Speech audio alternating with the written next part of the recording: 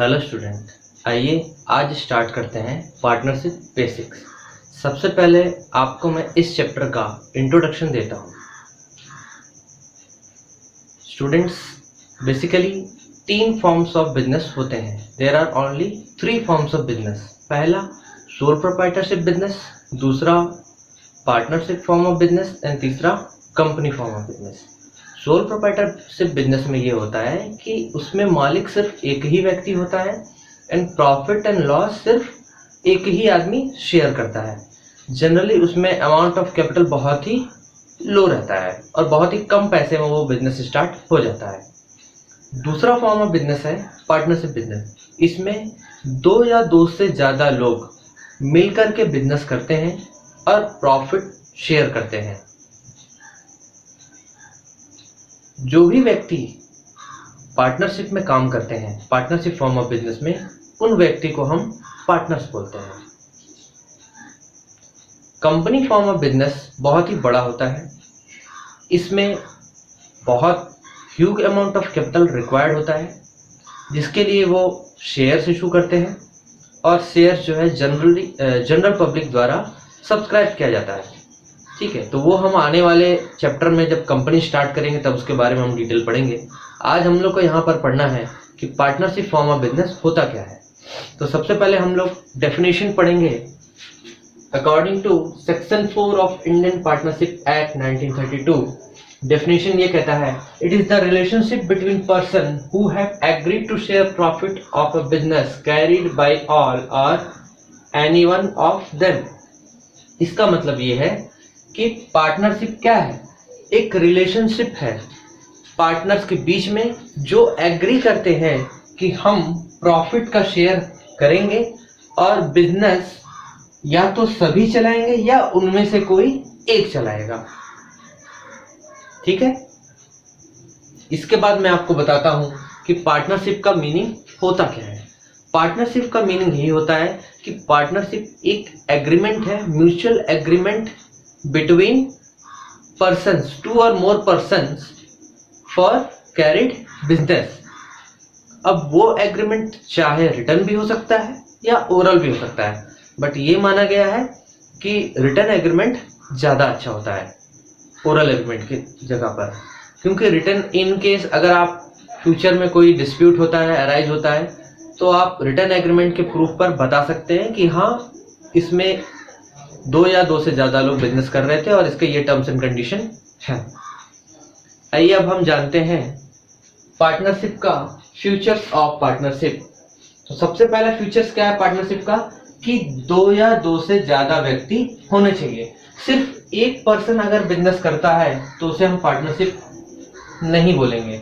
Minimum इसमें 2 person required है। फिर दूसरा पॉइंट क्या है? Agreement between the partners. Partnership business में जैसा कि मैंने आपको पहले भी बताया है कि पार्टनर्स के बीच में एग्रीमेंट होता है, चाहे वो ओरल हो या रिटर्न हो। इसकी कोई कंपलसरी नहीं है कि रिटर्न एग्रीमेंट ही होना चाहिए। एग्रीमेंट ओरल भी हो सकता है, रिटर्न भी हो सकता है, बट कहा यह जाता है कि रिटर्न एग्रीमेंट ज्यादा अच्छा है। Lawful business. लॉफुल बिजनेस का मतलब ये है कि जो भी बिजनेस इन लोग चालू करेंगे या जो भी बिजनेस इन लोग आगे जाकर के करेंगे वो लॉफुल होना चाहिए, कानून की नजर में सही होना चाहिए। इसका मतलब ये नहीं है कि आप कॉन्ट्रैक्ट ले लें किलिंग का और 2 या 2 से ज्यादा लोग मिलकर के कॉन्ट्रैक्ट ले रहे हैं और लोगों को मार रहे हैं। ऐसा नहीं कर सकते। आप लॉफुल बिजनेस करना है जो कानून की नजर में सही होता है। Profit sharing. प्रॉफिट शेयरिंग होना चाहिए। इसका मतलब ये है कि आप नॉन प्रॉफिट ऑर्गेनाइजेशन की तरह काम नहीं कर सकते। आपको फायदा जो भी आता है बिजनेस से उसे पार्टनर्स के बीच में डिवाइड करना रहता है। ठीक है, यदि आप पार्टनर्स के बीच में प्रॉफिट को डिवाइड नहीं करते हैं तो वो पार्टनरशिप फॉर्म ऑफ बिजनेस नहीं कहलाएगा। अब लास्ट फीचर्स ये कहता है बिजनेस कैरिड बाय ऑल और any one of them.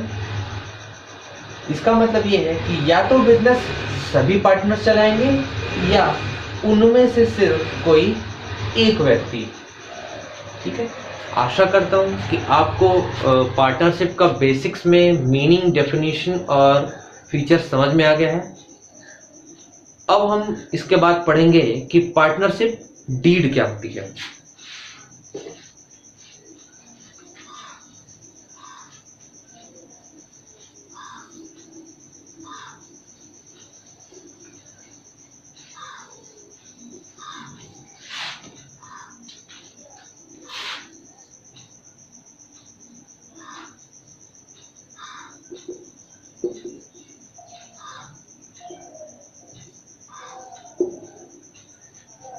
Partnership deed, partnership deed होता क्या है? पहला पॉइंट, ये एक रिटन डॉक्यूमेंट्स होता है। ये क्या होता है? लिखित दस्तावेज होता है, जिसमें पार्टनरशिप फर्म का एड्रेस, पार्टनरशिप फर्म का बिजनेस, पार्टनर्स के नाम, प्रॉफिट शेयरिंग रेशियो, हर एक चीज उसमें लिखा हुआ रहता है। उसे हम कहते हैं पार्टनरशिप डीड। तो ये क्या होता है? रिटन डॉक्यूमेंट होता है। और इस रिटन डॉक्यूमेंट में क्या क्या चीजें लिखी रहती हैं? पहला, पार्टनर्स के नाम। दूसरा, पार्टनरशिप फर्म का नाम। तीसरा, बिजनेस का टाइप। चौथा, फर्म का एड्रेस।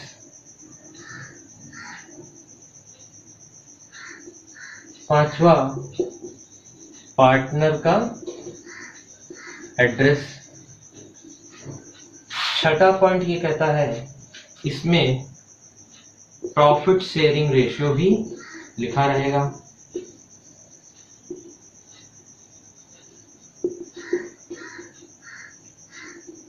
और भी इसमें काफी चीजें लिखी हुई रहती हैं।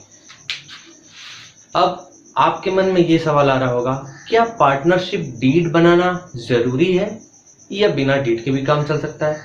मैं वही आपको कहना चाहता हूं। अगर पार्टनरशिप रिटन एग्रीमेंट पे बनाया जा रहा है तो उसे हम कहेंगे कि पार्टनरशिप में क्या है? डीड है। और अगर पार्टनरशिप ओरल है तो उसमें कोई डीड नहीं है। तो कुछ कुछ ऐसे रूल्स होते हैं वो हमें फॉलो करने पड़ते हैं। What are the rules applicable in the absence of partnership deed? Partnership deed जब नहीं रहता है तो क्या रूल फॉलो करने हैं, आइए देखते हैं। सबसे पहला, प्रॉफिट शेयरिंग रेशियो।